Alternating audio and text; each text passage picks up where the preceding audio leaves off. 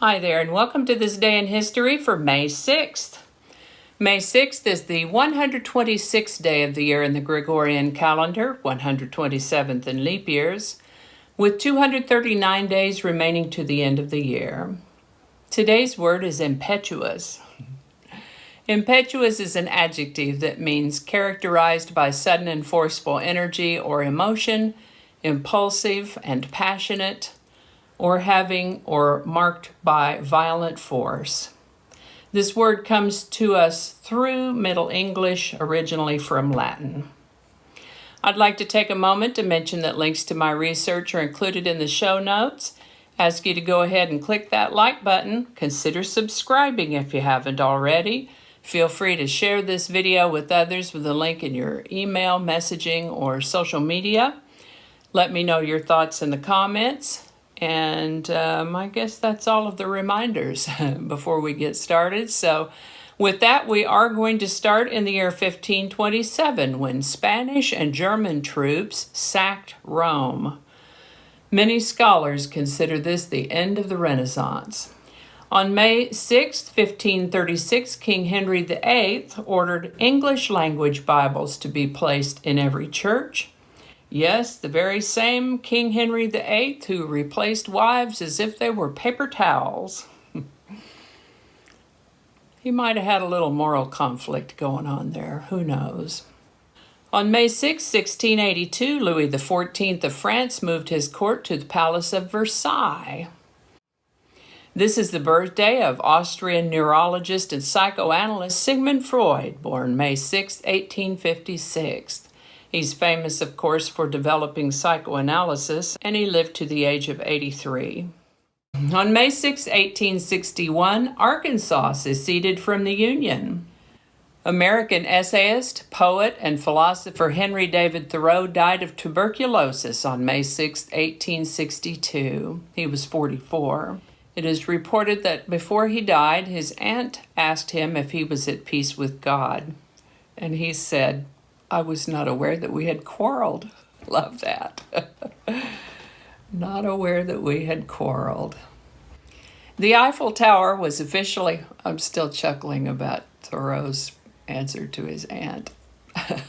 Okay, move on with the day in history here.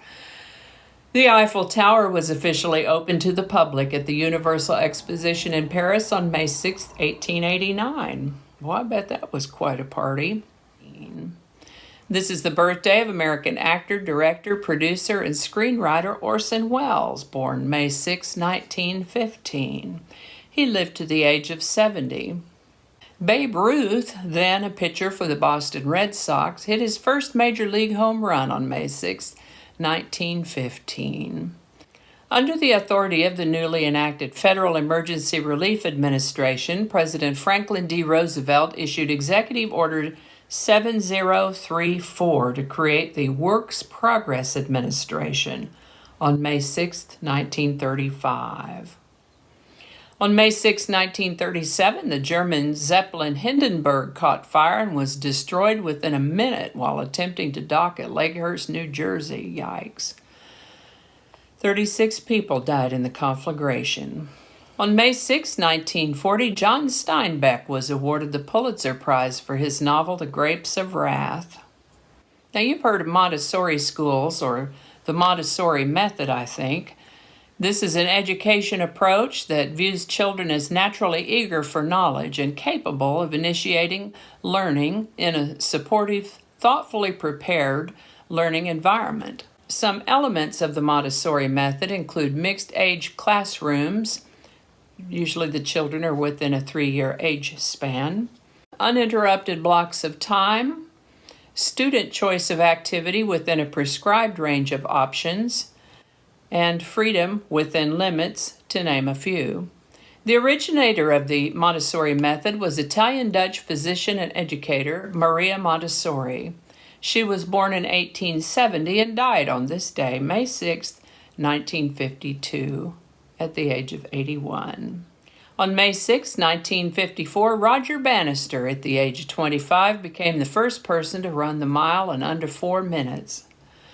It was previously thought to be a physical impossibility to run a mile in under 4 minutes, but once it happened, the record has been further broken over 1,400 more times. More than 20 million viewers watched the first televised royal wedding when Princess Margaret married Anthony Armstrong Jones on May 6, 1960 at Westminster Abbey. And the English Channel Tunnel, nicknamed Chunnel, the Chunnel, opened on May 6, 1994 in a ceremony presided over by England's Queen Elizabeth II and French President François Mitterrand. The Chunnel connected Britain and the European mainland for the first time since the Ice Age. That is a way to get between England and France in under 3 hours. That's less time than it takes to drive from Fort Worth to Oklahoma City. And the final episode of the TV show Friends aired on NBC on May 6, 2004. And that's all I have for you today. As always, links to my research are included in the show notes. I certainly hope you learned something.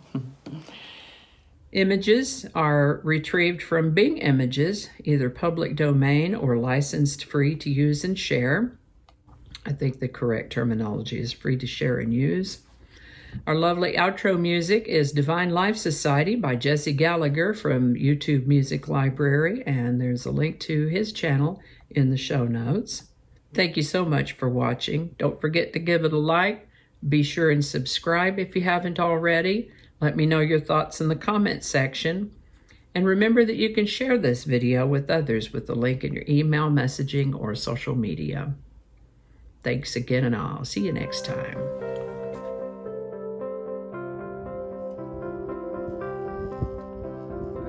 All right. Okay, for crying out loud. Good grief. All right, let's see here. Okay, do that again. We'll do that in a minute. Thank you. That might not make it into the video. We'll see. Changing it up.